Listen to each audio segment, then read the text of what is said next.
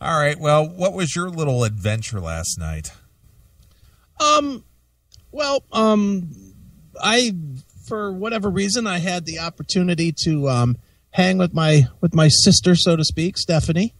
John was out of town, so me and her, I went over to her place to just kind of fucking kick it and see what we could get into. She didn't victimize you and give you beer, did she? I wish. Oh boy, I'd fuck the tar out of Stephanie. But no, I wouldn't. Who am I kidding? Anymore, I wouldn't. But there was a time. Oh boy. But no, we were just kind of hanging out, and we were like, let's go over to the bar and have a couple of drinks and get some dinner or whatever. So we go over to there's a bar called Foster's, which is right next to Jon and Steph's place. It's they have good food in there and cheap drinks, and those guys all know them real well, so they get a lot of free rounds and blah blah blah. So it's the local bar.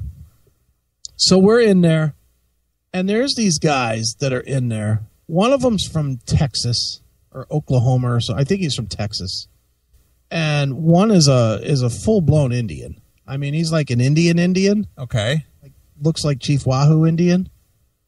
And the other guy is just some dude, and then he's with his chick. And they're all, loud and drinking and whatever. And we're just sitting there just really kind of minding our own business, just chatting, really. We weren't really doing anything. But then we were bored to tears, We were really just kind of watching the baseball game and just killing time. So we were bored, and Steffi said to me, she's like, play some music and fucking turn this place up a little bit. All right. And you know how that always goes with me. Sure. It always goes to a bad place. So these guys were all like country guys. So as soon as I played like one song, they're like, oh man, we got to get up here. And they're playing all these fucking country songs. Sure. All these Steve Earle Crossroads or something, and Garth Brooks and whatever. So I take it to this fucked up level. But I went with like 80s pop songs. Okay. And for whatever reason, Steffi just, she had a few beers and she was loosened up, I guess. And she's doing all these fucking wacky dances. Do you remember the 80s having every song having a fucking dance? Well, I do recall some of the dance moves that went along with specific songs. Jesus Christ. I must have played 5 songs in a row, and she was doing like different dances for these dumb songs. Right. Like Prince's Erotic City. Who knew there was a dance to that? I didn't know. Did you? I couldn't tell you because I didn't participate in that stuff, but yeah, I didn't know. And like Tiffany's, I think We're Alone Now. I guess there's a whole dance to that. I don't know. And I was playing a lot of goofy shit last night. So, and it was the typical me. It was, I'd play Tiffany, and then I'd play Madonna, and then I'd play Exodus. Just fucking.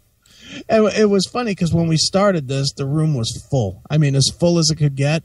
And by the time we'd played 10 songs or whatever, all that was left was these couple of people that were, that were waiting for me to. I kept telling them, I'm going to play that country song. Right. Then I wouldn't play it. So you drove them out. I drove them out of the fucking bar. Sure.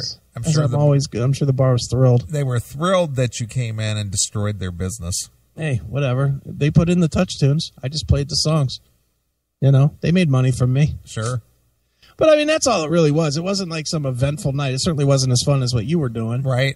We were just kind of kicking it and had a couple of beers and just being silly. But Stephanie's fucking funny when she gets rolling with some booze. She gets all fucking dancy and happy. It's like, sure. All right, go to it, sweetheart. I'll watch you bounce around. And she's getting married. Yes, sadly. I mean, that's great for her and John.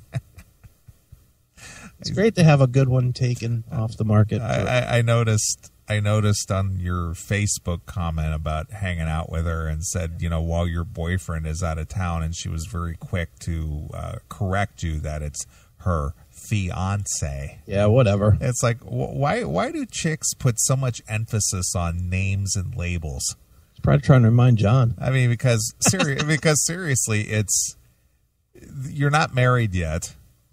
So, and just because you got, you're going to be married, you're still her boyfriend or girlfriend or whatever. Who cares if you're the fiance? Yeah, I think she's probably just trying to remind John. Does he need reminding? Who knows? That's a story I'm not telling. Well, I'll tell you that one off the air. It doesn't matter because I already have my thoughts on that. I gave you my thoughts about 6 months ago. No, you think you think they have zero chance? Yep. I do. They'll be fine. And I don't mean to say that to be mean. It's just they'll be fine. I just know the realities. Just know reality. Well, I don't even. I mean, I can't even really comment either way because I know both sides, and I don't even want to. I certainly don't want to bring it out on the air. Sure. But I'll just say that it's a weird position to be, best friends with the both of them at the same time. Sure. It's definitely a weird spot. Right. But whatever. I mean, they seem like they're happy. Well, so. I only got about 2 more months to be able to get all up in there. You got to tell me how that is. I mean, no, because I'm like her brother, and her brother would never want to know what that's like. Yeah, sure. Never would I want to know that. Right. Well, you do that and maybe hook me up with some Veronica action. Right. It'll be one big happy CMS family. Chicks. Love them. Right.